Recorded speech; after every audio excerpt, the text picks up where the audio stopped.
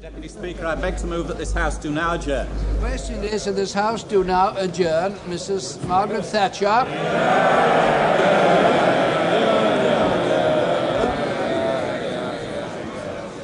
Mr. Deputy Speaker, whatever view the Prime Minister may take about the situation in Britain, the opposition took the view that we were in a position of grave trouble of crisis proportions.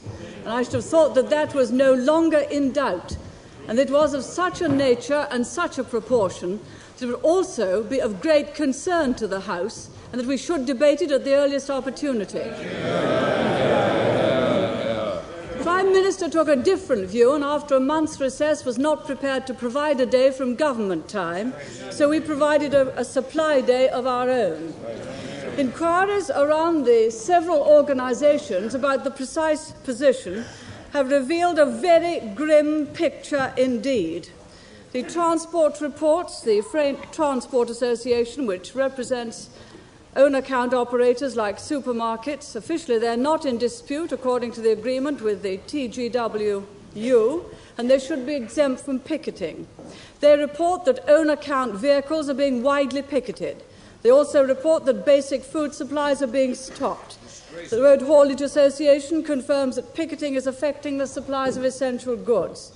The Freight Transport Association also reports a new problem, shortage of diesel fuel, particularly in the southwest because of picketing at the oil terminals at Avonmouth. British Rail report quite simply there are no trains today. And British Transport Docks, the nationalised ports sector, say that on average traffic at their ports is down 40%. Practically no containers are getting in and out of Southampton, though the rail strike has added to the burden. The report from CBI, many firms are being strangled, there's a shortage of materials, they can't move their own products, exports are being lost. They say that secondary picketing of firms not in dispute, is very heavy all over the country.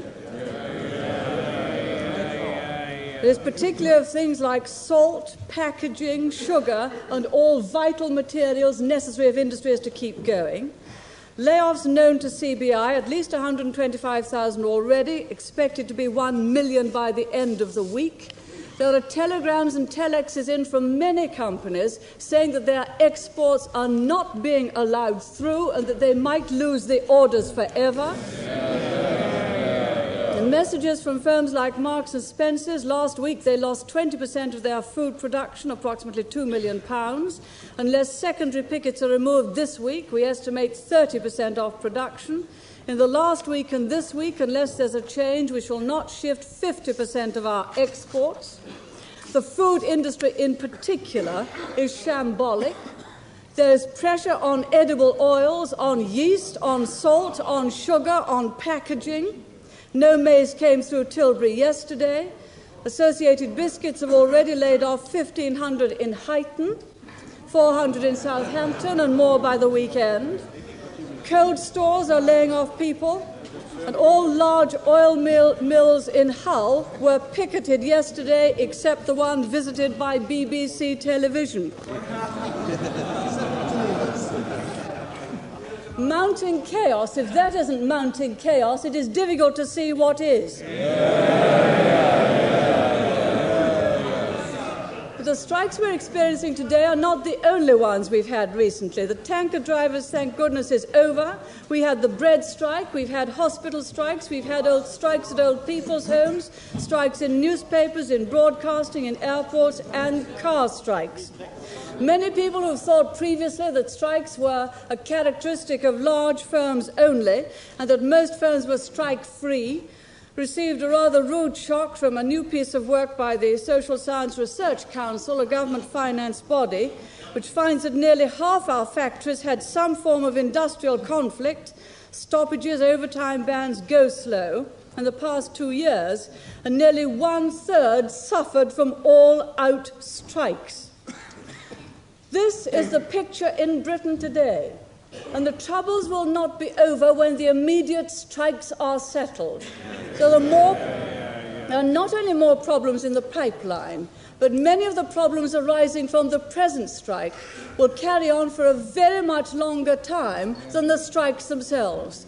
Many export orders might never be regained, and companies and firms which have struggled hard to get them may have to lay off their workers. Some of the small firms upon which Britain depends so much may be forced into bankruptcy, and they too will have to lay off their workers. It was interesting this morning on BBC, a typical road haulage man who said, yes, he knew what he could afford. He could only survive about another 4 days because he was already losing £1,000 a day. Now, what is our approach to this grievous strike situation? Unlike the Prime Minister, we do not go round supporting strikes when we're in opposition.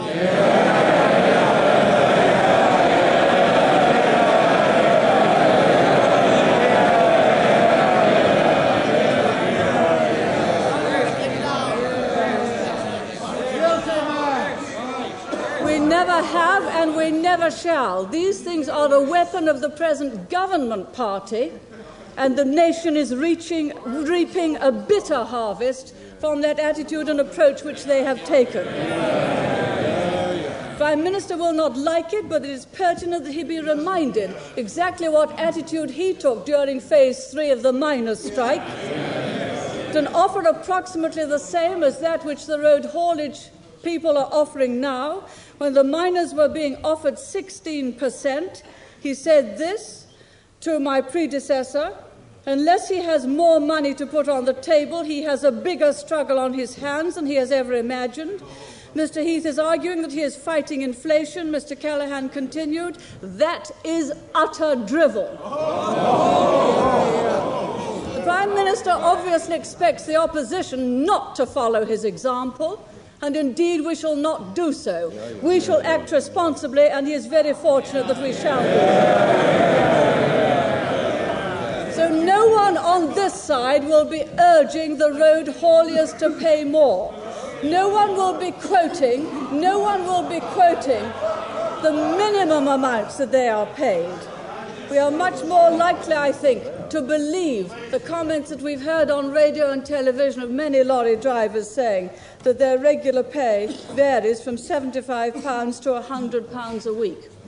Now, the Prime Minister's answer to all our troubles is a statistic, X%, this year to be 5%. But we cannot have rigid pay policies forever. That is not a possible way of conducting affairs in a free country, in a country which has a great deal much varied industry, in a country which must have its industry changing, always keeping abreast of the times, steadily one step ahead of competitors if we are to survive. It is not a possible way. What is more, it's not even possible on the way the government proposes to carry out its present policies. There is no way in which it will work. And I thought that the Lord President on television admitted that last Sunday when he had a very long interview. He pointed out that the low-paid workers were going to get far more than 5%. That had already been arranged. We know from legislation which the government has passed, Schedule 11 of the Employment Protection Act, that the workers just above the low paid can use that particular section to break through any incomes policy and to get higher pay because other people in the area are getting higher pay. The Prime Minister introduced that schedule. He introduced that legislation. It was part of the price he paid to the unions for the earlier stages of incomes policy. And he knows and we know that unless he has proper provision for differentials for people who take the trouble to acquire extra skill and the years it takes, industry cannot be kept going because we shall not have the skilled labour we need. So his policy cannot and will not work. He said earlier this afternoon, when tackling the problem of inflation, yes, of course, he believed in money supply. That, I believe, is now common ground between us. He, in fact, over the period of his government and that of his immediate predecessor, 5 years of Labour government, has debased the coinage to a greater extent than any other government for 3 centuries. That is not in dispute.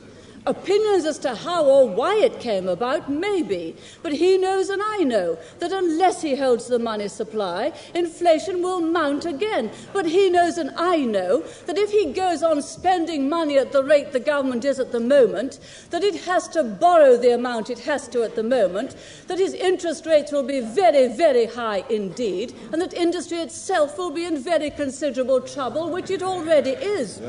That is not the way in which to get productivity going. But he knows equally that the real problem we face today is we've lived through quite a long period now of increasing trade union power. That period, I think, has been characterized by a series of what I would call package deals between governments and unions, in which governments have been offered certain advantages in return for certain cooperation. The trouble has been that the advantages tend to have been permanent and enshrined in legislation, and the cooperation only temporary. In fact, the package deals got unpacked, and that happened even with some of ours, as there are a number of advantages to the unions in the Industrial Relations Act. Those persisted, and a good deal of the restraints, in fact, were abolished by the present government. And it's been a very, very unequal situation. Added to this, during that time, a time of mounting power to the trade unions, it's also been a period when we've had increasing left-wing militancy in control of the unions. So just at the time when we had... Oh, yes, we have. Oh, yes, we have, and the country knows it. The country knows it, the Right Honourable Gentleman, the Member for Huyton knows it. Prime Minister knows it, and the people who are there in the unions, in the rank and file of the unions, know it too. So just at a time... Order! Order! The Right Honourable Lady is not giving way, and the Honourable Gentleman must resume his seat. Mrs. Thatcher. Oh.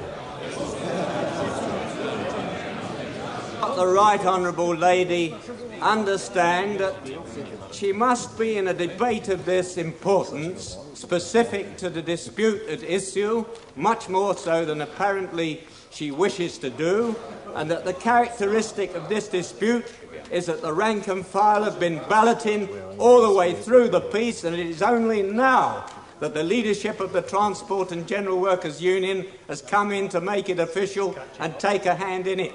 That is the realities of the situation, and her arguments are pure fantasy. The Honourable Gentleman suffers from the fact that I understand him perfectly. He knows as well as I do that perhaps one of the reasons why this strike was made official was because it was already out of control. Already out of control because of the mounting left-wing structure of that union. We've been through a period when we've had increasing trade union power. They've had unique power, and unique power requires unique responsibility. That responsibility has not been forthcoming, and therefore we are in the position in which this country finds itself today, about which there can be, in fact, no dispute. Now, we have already had a good deal of comment and argument between the two sides about the very vexed matter of picketing, which is playing an enormous part during these particular strikes. Now, the Home Secretary had a go yesterday. Now, he had said two things with which I want to quarrel straight away. I don't like quarrelling with the Home Secretary, but he does give one a lot of opportunities in some of the things he says. He said first that apart from one difference in the law, which the government side brought in, the law on picketing has remained the same. And the difference which he said, which the government side brought in, is that you cannot now picket at a person's home. That was not brought in by the Labour Party. It was brought in by the Industrial Relations Act. It was in the 74 Act, but it was not an improvement or a greater protection to people in their homes brought in by the government party. It was brought in by the Conservative Party in the 71 Act, and was one of those things which in fact they retained. So he was wrong on that. He also said, I have no power to instruct chief constables in their duties. He has power to send round a circular to chief constables.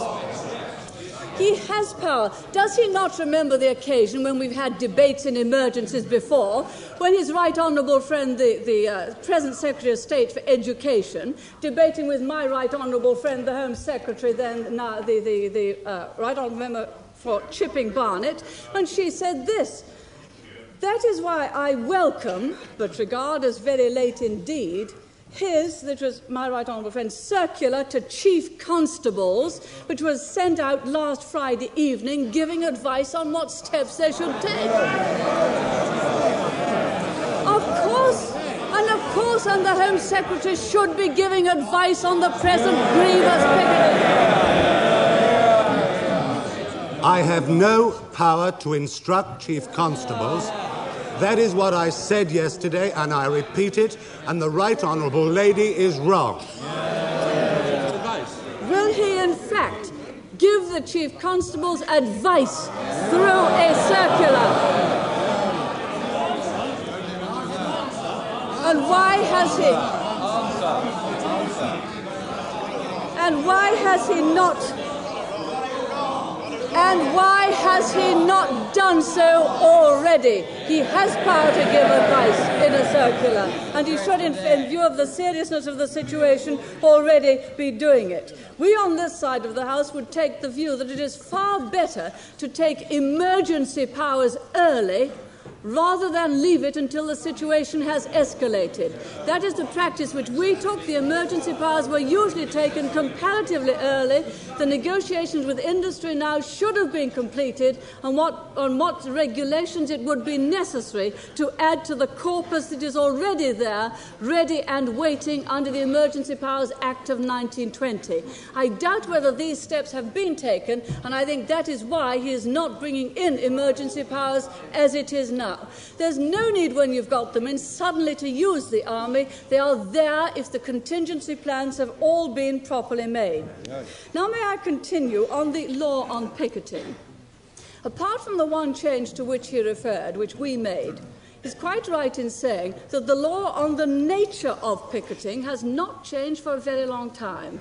And the best exposition which I know on that, and it's not for me to lay down what it is or what it isn't, is an exposition given by the Attorney General during our time, then Peter Rawlinson, now the noble Lord Rawlinson, at a speech in September 1972. He went into it in language which is so simple that one wouldn't have thought a lawyer could have written it. And it really sets out the position. It really does set out the position very well indeed on the nature of picketing, which he points out. The only right is that of peaceful persuasion. There's no right to stop a vehicle. There is no right to threaten loss of a union card. There is no right to intimidate. There is no right to obstruct, and numbers themselves can be intimidating. What he also did in that speech was to point out what few other people have pointed out, that each and every person in this country has a right to go about his daily work or pleasure free from interference by anyone else. That right is not being exerted or exercised at the present moment. He also pointed out, and I quote, "The right to proceed about one's lawful business is not in any way subordinate to the right of peacefully persuading. This has always been the case. So the right of a person to do as he wishes should be upheld by the police and by this government." But now we find that the place is practically being run by strikers' committees, and that they're using language such as they are allowing access to food, they are allowing certain lorries to go through. They have no right to prevent them from going through. They have no right to stop it, and they should look to the government and all the agencies of government.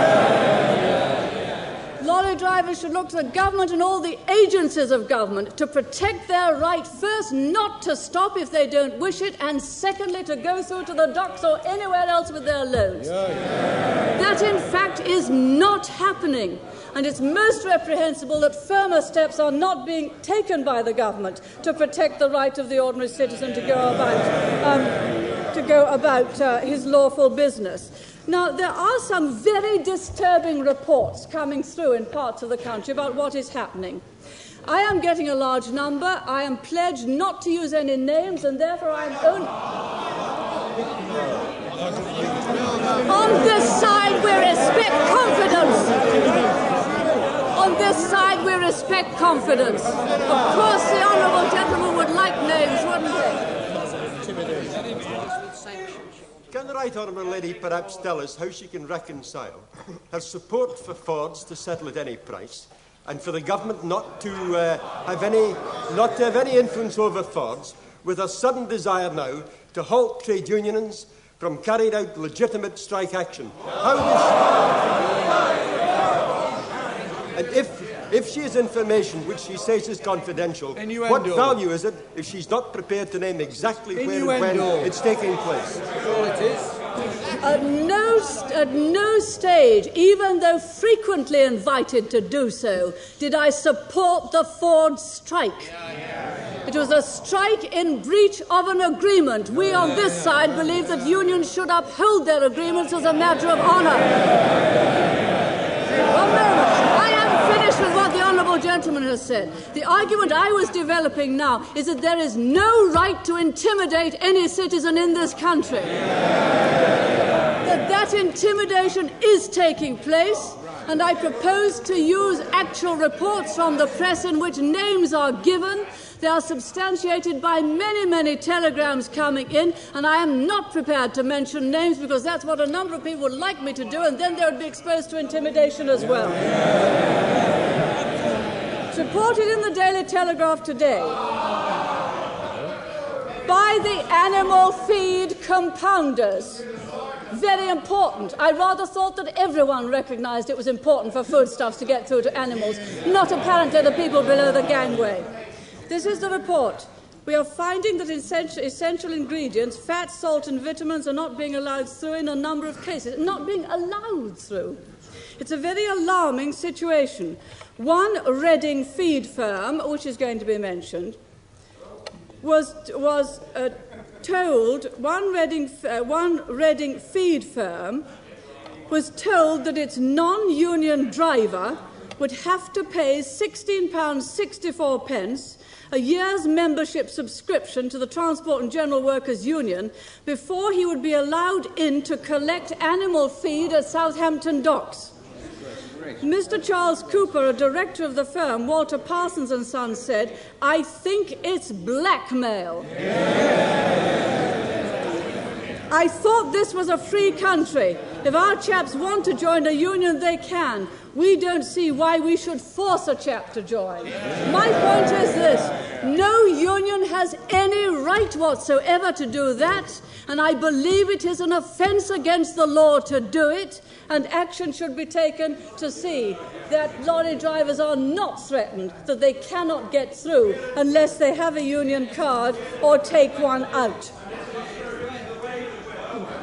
Now, one of the problems about the present law on the nature of picketing is that it is extremely difficult to enforce, and we better recognise that. Intimidation and violence are unlawful. Intimidation and violence, I believe, are happening and are a daily occurrence. And if the present law is unenforceable, then we've got to change it so that it becomes enforceable. If the Prime Minister wishes to embark upon that, we will most certainly support him. But when the Home Secretary went on to say that the law has not changed, he was being less than complete in his assessment of the law. The law on the nature of picketing has not changed, but the law on the occasions and places at which it can take place has in fact changed and has been changed by this government. There were, in fact, very considerable debates in this House during the passage of the 1974 and 1976 Trade Union and Labour Relations Acts. This question came up. Hitherto, the position in this country has been that trade unions only have immunities against the law, immunity from the process of law, provided first as a trade dispute, and provided secondly that the immunity only went to a contract of employment. That was all. But that was not good enough for this government. They extended the immunity of trade unions in a very, very vital way. They, in fact, made trade unions immune in a trade dispute, not only in relation to breach of contracts of employment, but in relation to breach of any commercial contract whatsoever. There were daily arguments in the Standing Committee upstairs about this. The government was warned what would happen if it did this. There was a long letter from Campbell Adamson in the Times, which was actually quoted during those proceedings. I'm going to quote parts of it today, and I may point out that Campbell Adamson was not exactly the staunchest ally of the Conservative Party. He said that if the new Labour government put the change through as was drafted, this is what he said: if the bill is passed as at present drafted, unions will be free in law to blockade or boycott or threaten to do so whenever they like, in respect of a trade dispute anywhere in Great Britain or in the rest of the world. Secondly, it will be lawful to use the picket line for the purpose of establishing boycotts or blockades, whether against an employer in dispute or against employers, companies or bodies which have nothing to do with the dispute in question. The government was warned if they passed that section, it would lead to blacking, blockade and boycott. They were warned about it, that's what they wanted, and that's what we've got.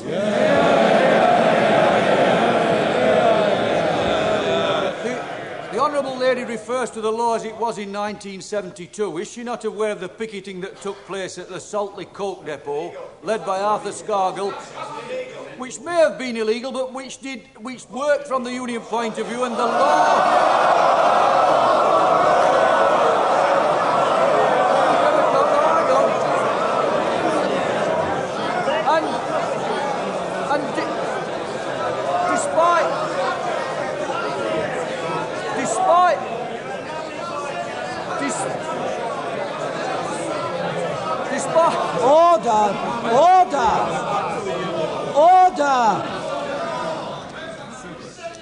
Order. The Right Honourable Lady gave way to the Honourable Gentleman. He's making a brief intervention.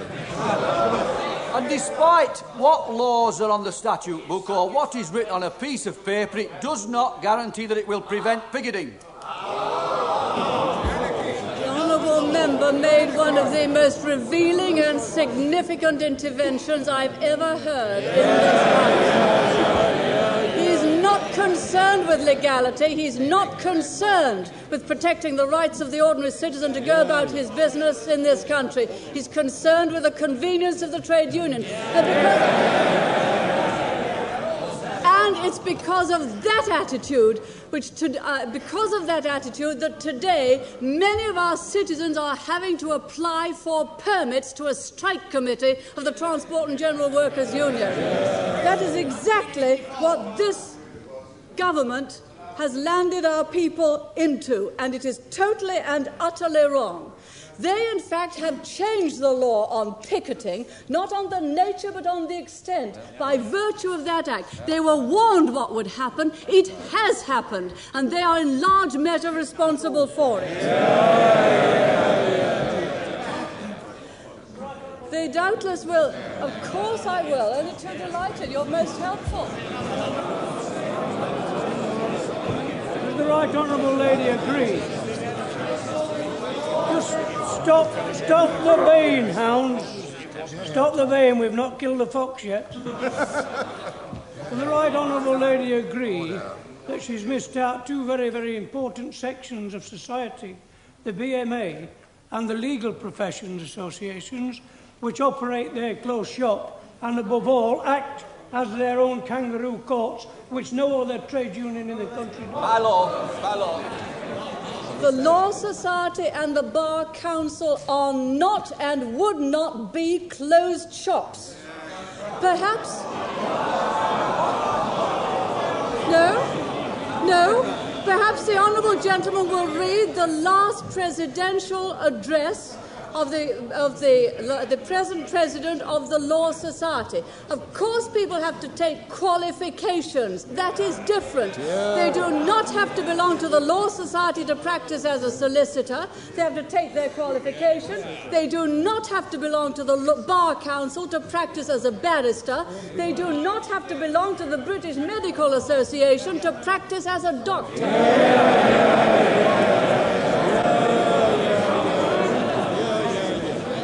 I understand from a number of things that the Prime Minister has said. On picketing that he doesn't like the present situation either. Now, we don't always judge the Prime Minister by what he says because he does very different things. Most of us didn't like what was happening at Grunwick, but he, in fact, didn't stop two of his cabinet ministers going on that picket line, or a number of honourable members. And that was a question of numbers, and numbers themselves can be intimidating. Leaving aside the violence altogether, numbers themselves can be intimidating, and his right honourable friend, the member for Hitchin, and his right honourable friend, the Secretary of State for Defence, went on those picket lines. They were not concerned in the dispute in any way. And will the Right Honourable Lady also tell the House, as a number of her colleagues have not done in letters to the press, that on the moment there was any violence on the Grunwick picket line, which was many weeks after I went there, I immediately denounced it publicly.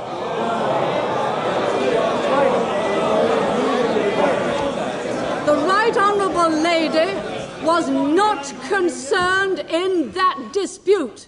She was not in dispute with anyone, as far as I know.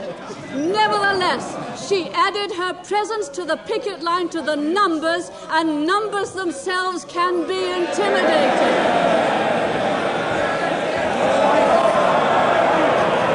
But the Right Honourable Lady knows that what I said in my remarks to her were true. Will she now concede that they were true? She concedes that she went on the picket line. I would never accuse her of wanting or condoning violence. But I must say to her, she was not in dispute. She ought never to have gone on that picket line.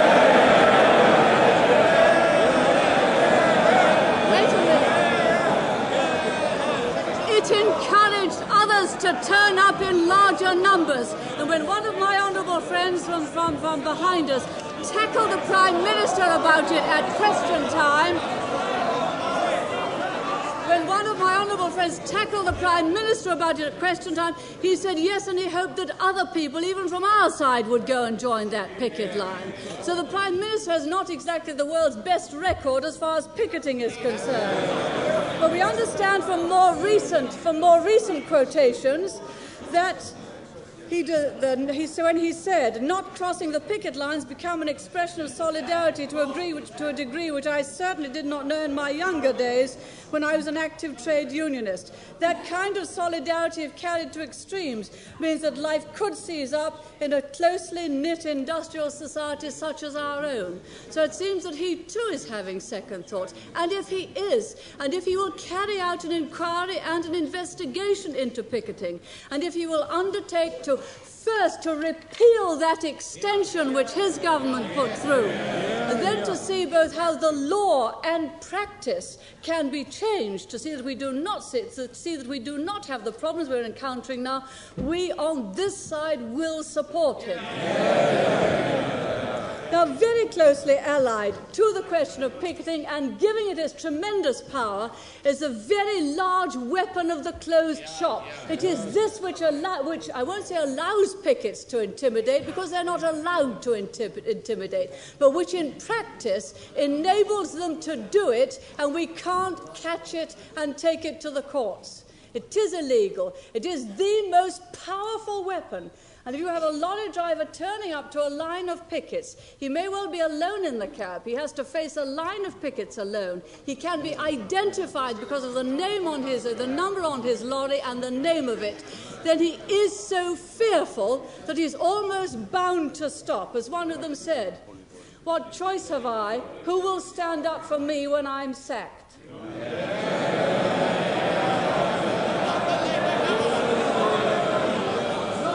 Now, again, in this very vexed and vital area of the closed shop, this government has enhanced the powers of the trade unions and has made it legal to have a statutory closed shop, and has made it legal for the unions to see that a person can be sacked from his job without compensation, without right of appeal to the courts of law. That's what this government has done, to enhance and increase the power of trade unions. And when we get the picketing as it is now, and they've enhanced the place where it can take place. When you get the closed shop law as it is now, you have put the biggest weapon into the hands of trade unions for violence and intimidation which we cannot detect. Now, again... Would my right honourable friend give way?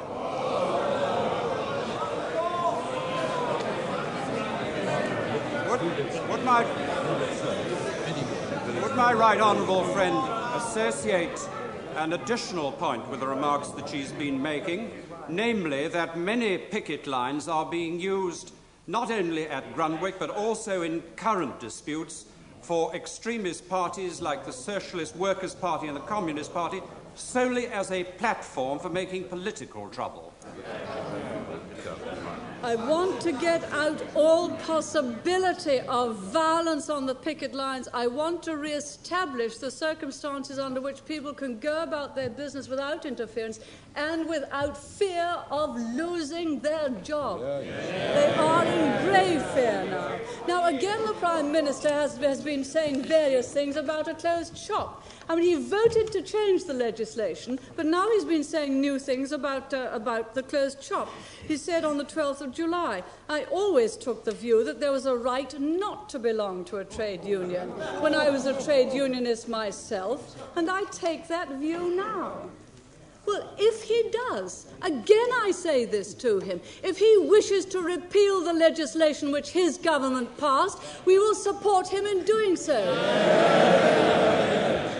If he will bring forward proposals to mitigate the effects of the closed shop, then again we will support him in doing so.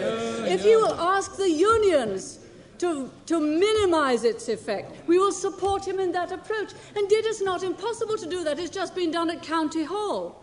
Some 17 unions, at the instance of Horace Cutler, have just got a new agreement at County Hall, which means that the closed shop in its present form will not continue.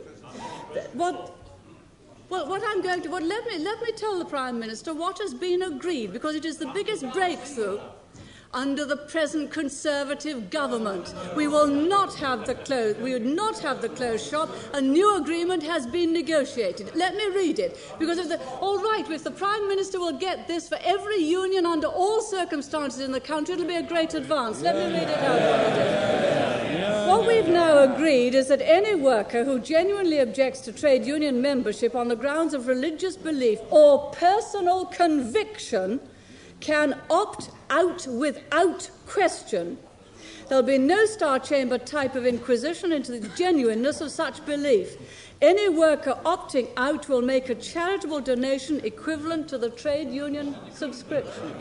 That, of course,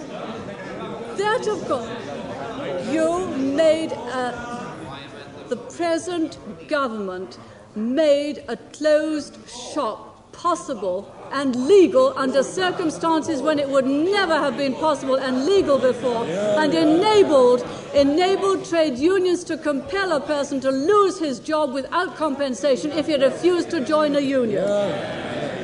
If the right honourable gentleman will secure by agreement that each and any person who does not want to join a trade union because of personal conviction is able to opt out, we will support him. If he'll undo some of the things he did to give greater powers of closed shop in the 1974 and 76 Acts, we will too support him in that. He has a chance. We can see now just whether his saying that he's against the closed shop, there was a right not to belong to a trade union, whether he really meant it in the sense he's prepared to do something about it, or whether it was just all talk. If he takes steps to minimise it, we ourselves will support him.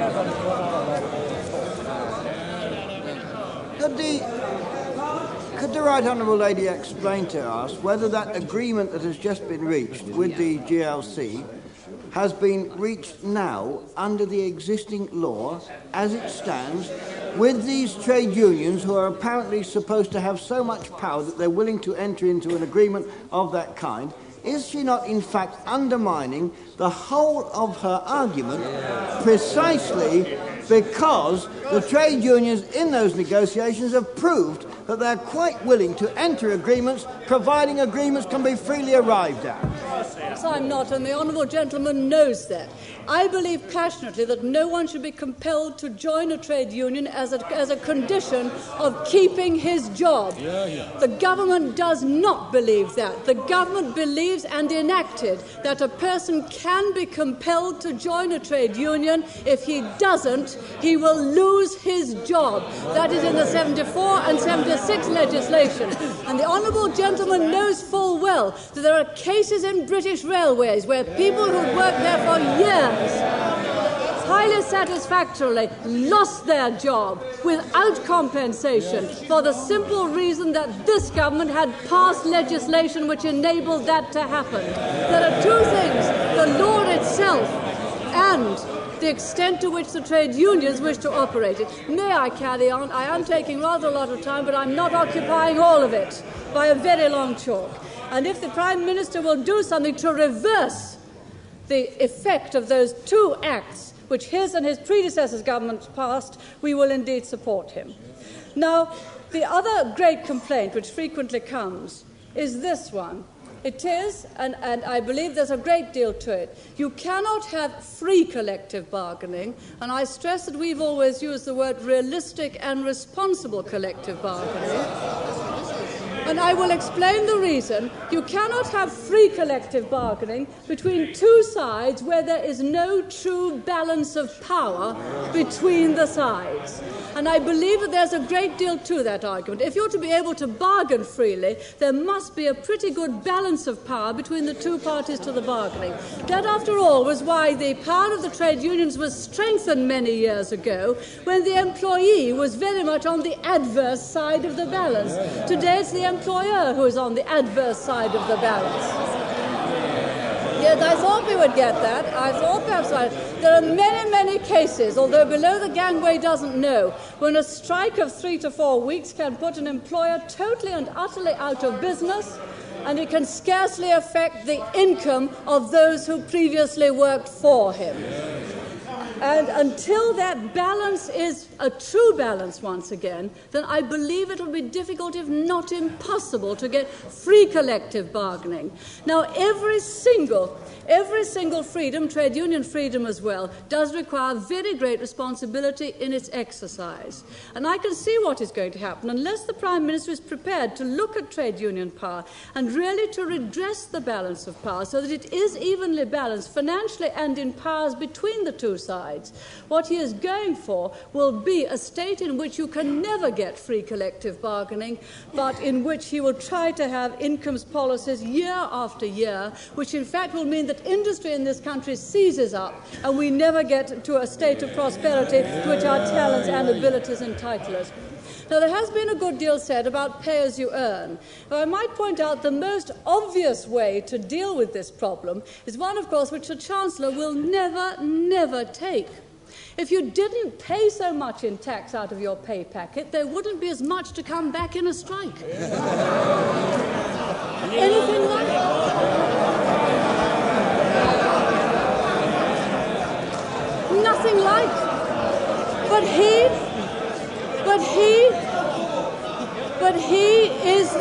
The Labour Party is the party of high personal income tax. They love it. They increase it every single time they're in.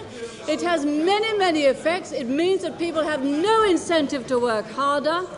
And it has another side effect too. They all look at their net take-home pay and demand bigger pay increases than they would otherwise get if they paid, in fact, less tax.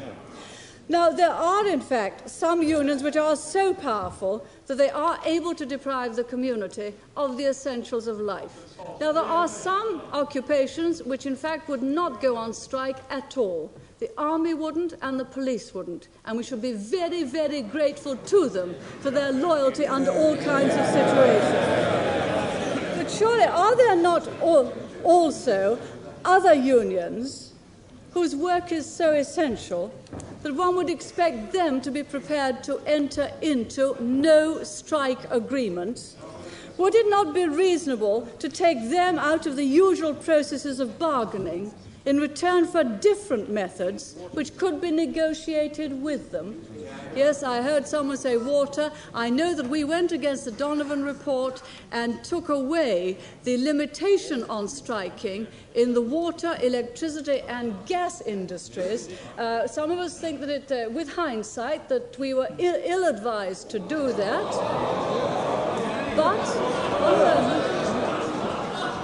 But we did not. The nature of the prohibition was a criminal sanction, which we did not like. Moreover, it had not been used for many, many years, and there was a third reason, too, that people get round the strike provision and do go-slows or overtime bans.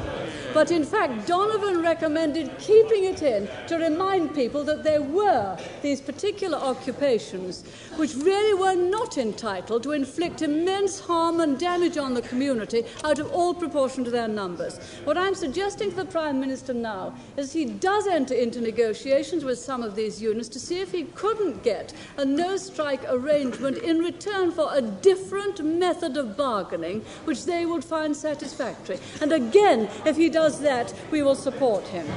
Now, doubtless, Mr. Speaker, the Prime Minister now regrets his attitude to in place of strife. And we certainly regret his attitude in 1974 when he pledged to do away with the Industrial Relations Act and to enact new legislation which, in his own words, Labour have already agreed with the TUC. Now, we're concerned with the well-being of all our people. And the question of the powers of unions in relation to the community, Parliament and the law has been raised again by events and by a crisis which even he cannot ignore. And while we're very critical of his complacency, while we're critical the way that matters have hardened and he's not been prepared to take the requisite action, we're critical of much of his political philosophy. This one matter of trade union power, of taking new laws and new practice against picketing, of releasing the closed shop, and of trying to get more and more secret ballots so that people do not go on strike before they have been consulted about a matter which affects their whole livelihood. If he will agree to take action on these, then we will support him through and through. We believe that this is a matter of great significance for democracy and a free society, and we will support him if he'll take steps to deal with them, and I hope that he will set them in hand soon. May I point out that this is a more generous offer than he ever gave to us when we were in government. I hope that he will take it, and if he doesn't, that he'll step aside for a party that will.